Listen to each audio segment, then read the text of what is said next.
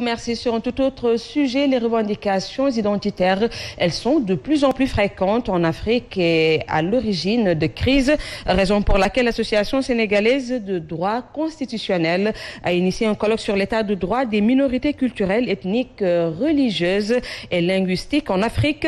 L'objectif est de réfléchir à une meilleure prise en compte des droits des minorités dans le droit constitutionnel et leur protection dans les pays instables. C'est ce que nous dit Nanko Bagayoko.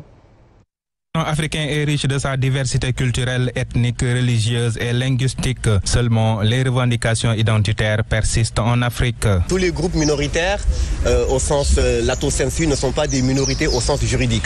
Lorsqu'on parle de minorités, on parle de revendications de territoire, on pense à la rébellion en Casamance, on pense également à certaines autres minorités qualifiées comme telles. Au Sénégal, la situation des minorités est très ancienne. Au Sénégal, nous n'avons pas une situation qui permettent en réalité de parler véritablement de minorité au sens strict du terme. Maintenant, il y a au sens large les groupes économiquement vulnérables, historiquement désavantagés, à travers une situation d'insularité ou bien d'enclavement.